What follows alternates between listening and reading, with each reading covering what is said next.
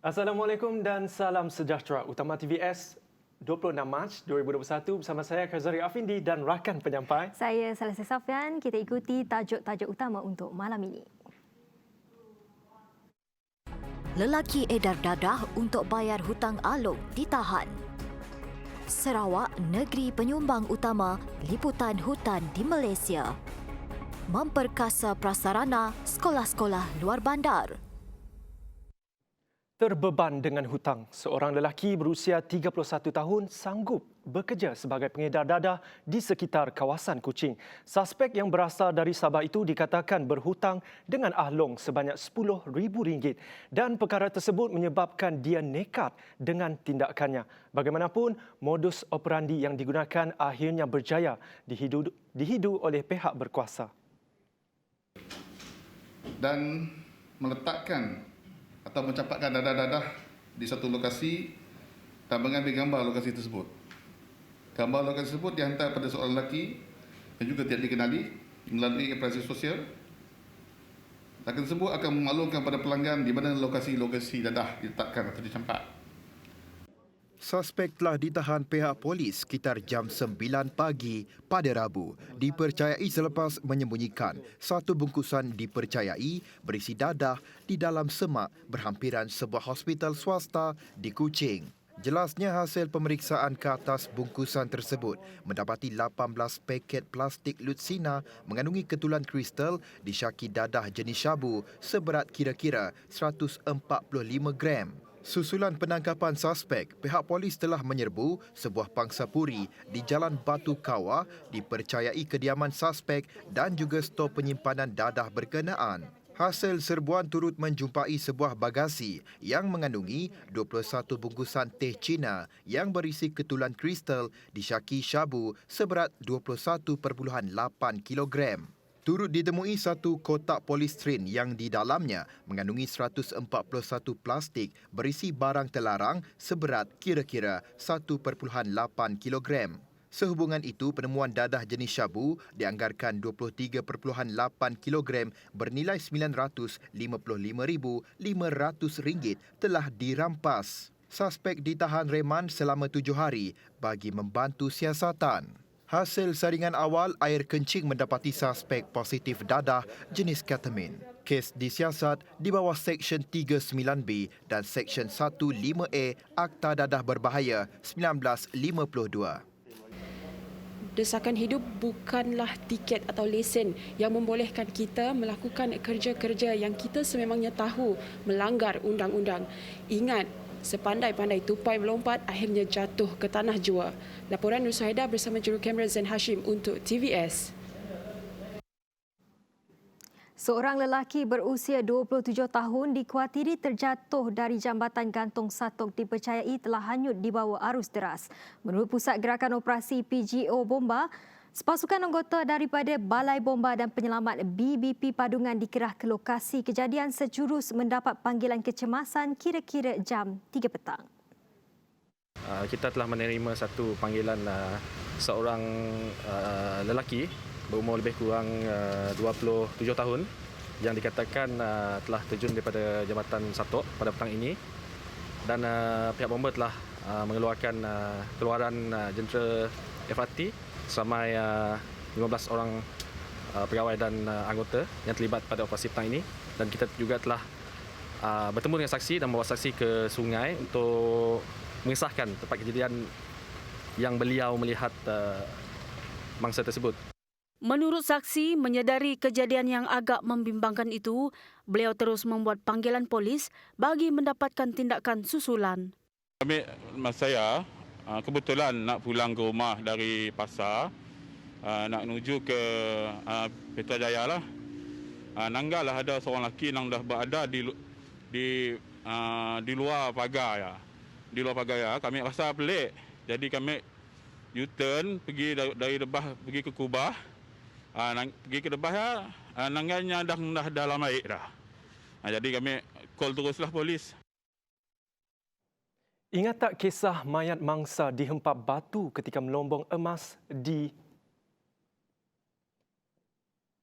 Gunung Tabai Bau pada Rabu berjaya dikeluarkan pada jam 6.26 petang Jumaat. Perkara itu disahkan oleh Ketua Balai Bomba dan Penyelamat BBP Bau Tawang Linggam. Untuk makluman, bodi dapat dikeluarkan dari luncuhan pukul 4 petang tadi dan bodi sampai ke surface sampai pukul 6.22 petang. Kita menghadapi kesukaran membawa bodi ke surface kerana lalu sepit dan bengkang-bengkok. Sarawak merupakan negeri penyumbang utama liputan hutan di Malaysia. Ia menjadikan Malaysia terkenal sebagai negara yang mengekalkan kehijauannya. Sebenarnya Sarawak adalah merupakan penyumbang tertinggi kepada liputan hutan di Malaysia dengan kadar peratusan sebanyak 42% atau 7.7 juta hektar daripada keseluruhan negara Malaysia. Kalau kita siap-siap, that means Malaysia cannot meet the national requirement.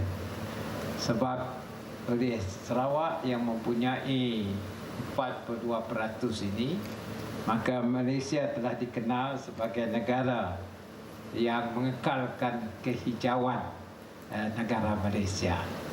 Inilah sumbangan kita dari Sarawak.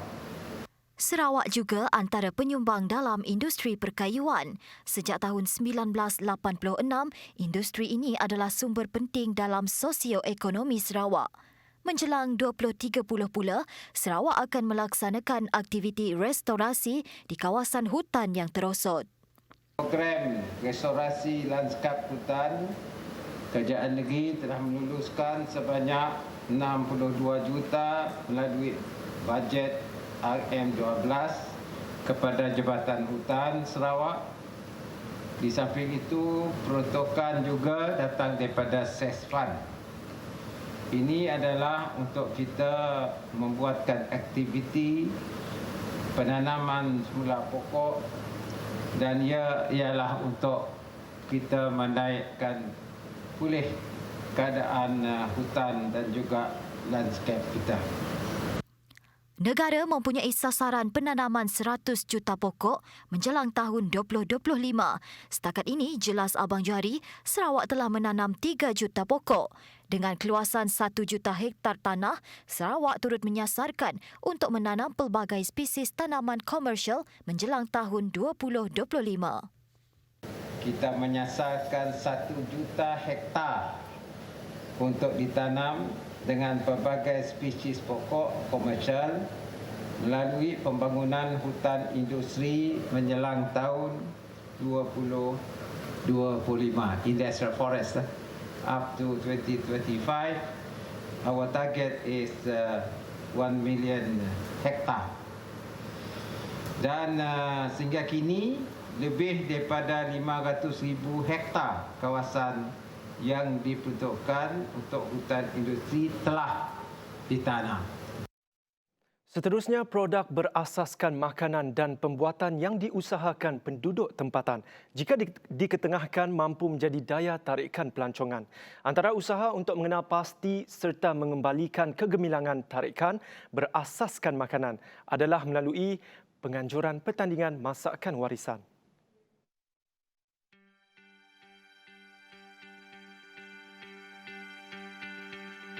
Sebagai anak kampung yang cukup arif dengan nilai seni, warisan dan budaya, Intan Jemain berupaya melihat ruang, peluang serta jalan yang perlu diperbaiki demi generasi seterusnya.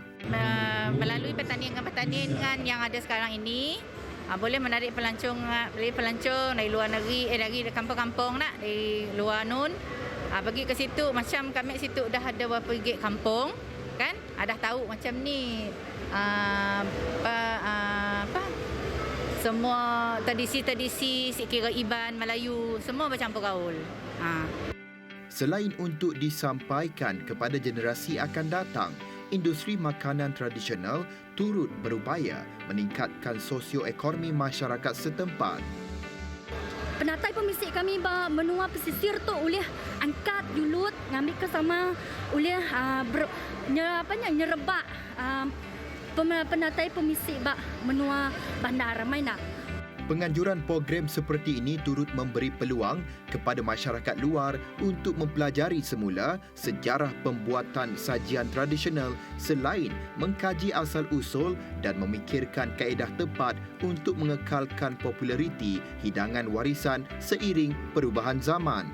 Pada masa yang sama, penganjurannya juga mampu memberi pendedahan kepada masyarakat untuk bersama memelihara warisan bangsa yang menjadi kebanggaan.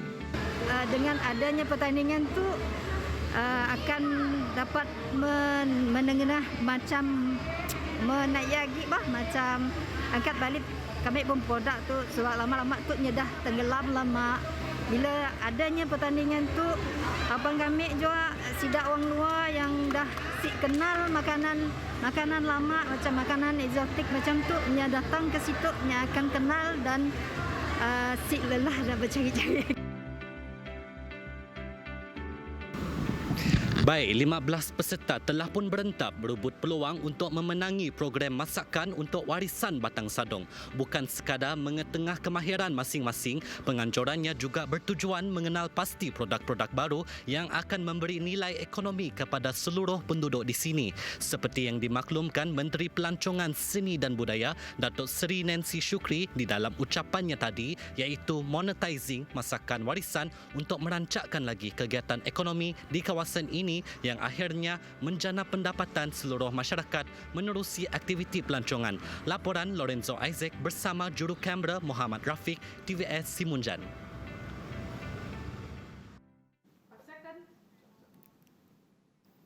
Industri pelancongan di Gedong dijangka terus berkembang pada tahap yang lebih hebat menerusi perubahan landscape serta penambahbaikan infrastruktur yang seterusnya akan menyumbang kepada pembangunan ekonomi keseluruhannya. Sebuah kawasan yang lebih moden, lebih maju dan juga lebih bertaraf lebih tinggi daripada mana-mana daerah lain kerana kita sebuah daerah yang tertua sekali. Maka kita Antara projek pelancongan yang dilaksanakan di Gedong termasuk menaik taraf Clock Tower, tanda nama di dataran Gedong, pembinaan papan tanda nama Gedong dan projek penahan hakisan di tebingan sungai. Kerajaan juga telah menyediakan pelbagai bantuan dan inisiatif untuk membantu meringankan beban penggiat industri pelancongan menerusi pakej ransangan ekonomi seperti Prihatin dan pakej bantuan perlindungan ekonomi dan rakyat Malaysia Permai. Kita dapat melihat bagaimana kerajaan dapat memberi bantuan lagi untuk rakyat kita kerana kerajaan memang prihatin untuk memastikan rakyat sentiasa mendapat bantuan kerana ramai yang terjejas oleh COVID-19 ini. Dalam pada itu, rakyat Malaysia turut diingatkan untuk menjadi pelancong bertanggungjawab tanpa alfa atau leka dengan prosedur operasi standard SOP yang ditetapkan bagi sektor itu. Perkara itu bukan sahaja penting dalam memerangi penularan pandemik COVID-19, malah perlu bagi memastikan industri pelancongan dapat diteruskan. COVID-19. Kes positif kita sebelum ini sudah mula melambung, tapi syukur Alhamdulillah kita perhatikan beberapa minggu tu dah mula berkurangan, tapi masih dalam 4 angka. Jadi kita maunya masih dalam 4 angka dan kita sekarang ini telah memulakan vaksinasi. Pada 10 Mac lepas, Menteri Kanan Kluster Keselamatan Datuk Seri Ismail Sabri Yaakob mengumumkan kerajaan bersetuju membenarkan aktiviti pelancongan rentas negeri antara negeri-negeri di bawah Perintah Kawalan Pergerakan Pemulihan PKPP menerusi program Gelembung Pelancongan Bersasar. Baiklah, ini sedikit perkembangan COVID-19 Sarawak. Perintah Kawalan Pergerakan Bersyarat PKPP di Sarawak dilanjutkan 14 hari lagi sehingga 12 April 2021 berikutan situasi kes COVID-19 masih tinggi di Sarawak. Lanjutan perintah itu dari 30 Mac 12:01 pagi hingga 12 April 2021 jam 11.59 malam. Pada masa sama, 2 kampung di daerah Serian dikenakan Perintah Kawalan Pergerakan diperketatkan PKPD. Ia melibatkan kampung Cupak Serian berkuat kuasa mulai 25 Mac hingga 7 April 2021 dan kampung Batu Gong Serian berkuat kuasa mulai 26 Mac hingga 8 April 2021. Jabatan Kesihatan Negeri Sarawak turut mengisytiharkan 2 lagi kluster baharu masing-masing di daerah Miri dan daerah Serian. Kluster berkenaan adalah kluster Lorong Desa Senadi Miri dan kluster Batu Gong Serian. Sebanyak 33 kluster yang masih aktif setakat ini dan daripada jumlah tersebut sebanyak 8 kluster yang melaporkan terdapat penambahan kes. Manakala 25 kluster lagi tidak ada penambahan kes. Sementara itu, terdapat 213 kes baru COVID-19 dikesan di Sarawak pada Jumaat, menjadikan jumlah keseluruhan kes di negeri ini meningkat kepada 15,176 kes. Perkembangan seterusnya, semua ibu bapa inginkan yang terbaik untuk anak-anak terutama dalam bidang pendidikan, termasuklah komuniti luar bandar. Bagi memastikan pendidikan berkualiti tanpa mengira pelajar kawasan bandar mahupun luar bandar, Kerajaan Sarawak menerusi Kementerian Pendidikan, Sains dan Pendidikan Teknologi kini giat memperkasakan prasarana sekolah-sekolah di luar bandar. Rentetan daripada pandemik COVID-19, Kementerian Pendidikan Malaysia telah memperkenalkan kaedah sesi pengajaran dan pembelajaran di rumah PDPR. Jadi, bagaimanakah para pelajar di kawasan luar bandar mengharungi sesi PDPR ini? Christine Lee ada butirannya. Dalam beberapa tahun ini, kerajaan telah memberikan komitmen untuk merapatkan jurang antara bandar dan luar bandar. Berdasarkan tinjauan TVS ketika ini, terdapat beberapa buah rumah panjang di kawasan pedalaman Baleh sudah mempunyai akses internet bagi membolehkan anak-anak belajar secara atas talian sama seperti anak-anak di bandar. Saya belajar ulang kaji dekat rumah. Kadang-kadang cikgu juga ada bawa kelas online. Sikitlah, tapi ada seringan kelas online. Sudah tentu, selain para pelajar, antara yang turut berdepan cabaran adalah golongan pendidik. Antara masalah yang sangat ketara adalah jarak di mana sesebuah rumah tadi boleh dikatakan jauh dari sekolah. Ini menyebabkan agak sukar guru-guru kita untuk sampai, tetapi kita berasa bersyukur objektif kita tercapai sehingga penghujung sesi persekolahan 2020 pelajar-pelajar kita terus menerima pendidikan yang sewajarnya. Bagi memastikan para pelajar berjaya melengkapkan tugasan, pihaknya merangka inisiatif tersendiri, iaitu dengan mendekati para pelajar walau dalam tempoh yang sekejap. Guru kita akan luangkan sedikit masa walaupun tidak lama, tetapi itu amat bermakna untuk mereka imbas balik. Imbas balik proses pembelajaran yang telah mereka lalui, dan kita akan bagi tahu kepada tuan rumah ataupun mana-mana AJK dalam JKK setiap rumah panjang itu untuk memantau anak-anak mereka, pelajar-pelajar kita untuk membuat dan menyiapkan kerja rumah. Susulan penangguhan pendaftaran pemilih automatik dan undi 18 yang sepatutnya dikuatkuasa pada Julai 2021 kepada September 2022. Ketua Pemuda Parti Pesaka Bumi Putera Bersatu PBB, Gerald Rentap Jabu kesal dengan keputusan Suruhanjaya Pilihan Raya SPR terbabit. Bagaimanapun pihaknya faham SPR perlu meneliti kaedah yang sesuai berhubung pelaksanaan tersebut. Terutamanya kita di GPS menggalakkan beliau muda terlibat dalam politik supaya dapat mempercepatkan pembelajaran mereka di arena politik dan menjadi kepimpinan negeri ini. Ini kerana mereka ini celik internet dan juga melalui banyak terdedah dengan media sosial, dan mereka ini dapat memberikan pandangan ataupun kritikan dan juga cadangan yang lebih baik untuk masa depan kita. Turut menyatakan pandangan yang sama adalah Menteri Kerajaan Tempatan dan Perumahan, Datuk Seri Dr. Sim Kui Hian, di mana beliau turut mempersoalkan ketidaksediaan SPR.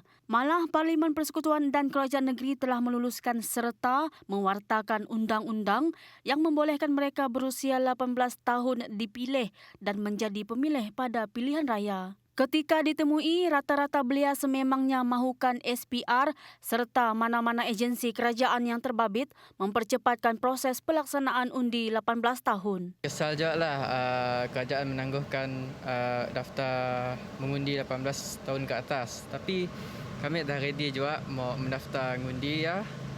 So ada kebaikan juga lah mengundi 18 ke atas. 很失望，因为推迟了选民名单，saya bersedia mengundi. Pada Khamis, SPR berkata pendaftaran pemilih automatik dan undi 18 hanya boleh dilaksanakan selepas 1 September 2022. Sekaligus menyaksikan ia tidak sempat dilaksanakan pada Julai tahun ini seperti mana jangkaan awal. Pengerusinya Dato' Abdul Ghani Saleh berkata tempoh tersebut dibuat selepas menilai semula pelbagai kekangan dan isu yang telah menjejaskan perancangan dan persiapan awal SPR termasuk penularan wabak COVID-19.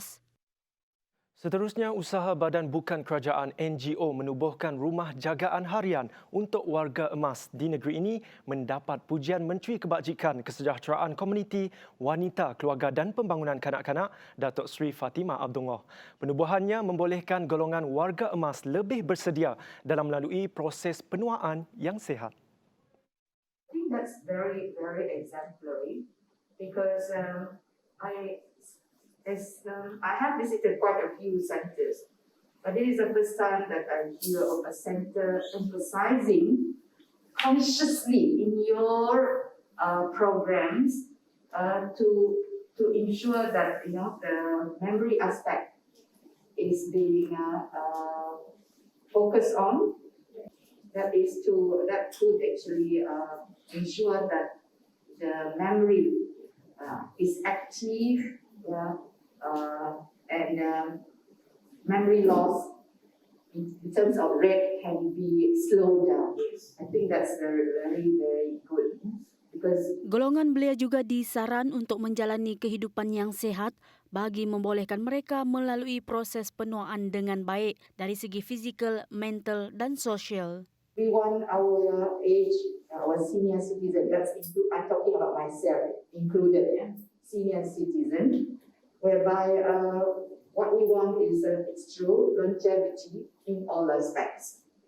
And for that, actually, the young ones here are our young ones. If we want to, achieve longevity in all aspects, you start from now, not when we are already retired. That's a little bit late, but preparation should be from now. You eat well, you live a balanced life, and make sure you look after your health.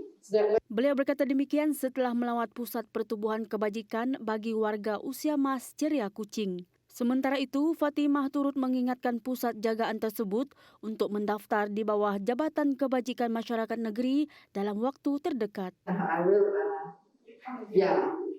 once I register, I can accept your offer as a person. Once I register, we can help out with the activity grant. And I'm sure that will help a lot. The government wants to acknowledge the good work that is done by NGOs, Datuk Francis, and that's why government provides actually grant to empower the NGO. So congratulations. Dewan Bandaraya Kuching Utara DBKU hanya akan membenarkan 3 lokasi bazar Ramadan tahun ini di bawah bidang kuasanya. Ini susulan keputusan Jawatan Kuasa Pengurusan Bencana Negeri Sarawak telah membenarkan operasi bazar Ramadan bermula 13 April hingga 12 Mei. Keputusan pembukaan ketiga-tiga bazar Ramadan dibuat selepas mendapat pandangan daripada Ketua Menteri Datuk Patinggi Abang Johari Tunuping.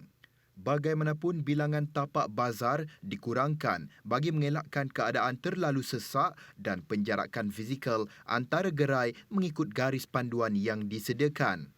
Malah terdapat juga kawalan orang ramai di pintu masuk bazar untuk menghadkan jumlah pengunjung dan pergerakan adalah satu arah sahaja. Pertamanya di Satok, keduanya di Semarak dan ketiganya di Sukmaria. Dan pada masa yang sama juga kita ingin meminta kerjasama daripada masyarakat warga Kota Kuching, terutamanya orang ramai, untuk mengambil bahagian untuk memberi kerjasama sama. Maknanya kita tidak bolehlah nak pergi masuk ke bazar, sesebuah bazar itu beramai-ramai sekaligus. Jadi seandainya kita diminta untuk memasuk secara bergila-gila, perlulah kita akur untuk masuk secara bergila-gila. Seperti biasa, suhu akan diambil, pendaftaran akan dilaksanakan pada pintu masuk bazar tersebut. Sebanyak 55 petak disediakan di Bazar Ramadan Satok, 32 petak di Bazar Ramadan Semarak dan 68 petak di Bazar Ramadan Sukmaria. Proses pendaftaran dan jualan tapak akan diadakan pada 2 April di Auditorium DBKU bermula jam 8 pagi hingga 10 pagi untuk Bazar Ramadan Satok. Sementara itu, masa pendaftaran bagi Bazar Ramadan Semarak pula dari jam 10.30 pagi hingga 11.30 pagi. Manakala Bazar Ramadan Sukmaria dari jam 2.30 petang hingga jam 4.30 petang pada tarikh yang sama. Pada masa yang sama, DBKU juga terbuka untuk menerima cadangan daripada peniaga yang ingin mendirikan gerai di kawasan sendiri. Justru bagi mereka yang tidak mendapat tempat di mana-mana bazar, diminta menghubungi pihak DBKU untuk dipertimbangkan membuka gerai di tempat lain. Lagi perkembangan dalam negeri, faktor hujan lebat yang turun tanpa henti bermula Selasa lalu telah menyebabkan air di beberapa sungai naik dan kini berada pada paras berjaga-jaga. Ia turut menyebabkan beberapa kawasan rendah telah dinaiki air. Antara yang terjejas termasuk laluan utama menuju ke Sekolah Jenis Kebangsaan Cina SJKC Xingming yang telah terputus kerana dinaiki air sedalam 2 kaki. Okey, untuk semalam sekolah yang terlibat hanya SJKC Xingming yang terlibat terputus hubungan daripada sekolah hingga ke jalan utama lebih kurang dalam 10 meter ataupun lebih kuranglah 10 meter. Proses perpindahan murid-murid dari sekolah terbabit berjalan dengan lancar dengan bantuan guru-guru dan mengambil masa hampir 1 jam. Dalam masa yang sama, pihak bomba juga akan melakukan pemantauan secara berterusan terutama jika hujan lebat masih turun dan pertembungan air pasang besar yang dijangka hari ini. So untuk semalam kita dah memindahkan seramai 22 pelajar akibat daripada air terkandang di sekolah SJKC Xingming daripada pemanggil cikgu ataupun guru besar yang memohon bantuan kita untuk memindahkan pelajar memandangkan ketinggian air setinggi 2 kaki lah. Baik, laporan itu tadi mengakhiri Utama TVS malam ini. Saya Ghazari Afindi dan saya Salisa Safian. Assalamualaikum dan selamat malam. Selamat malam.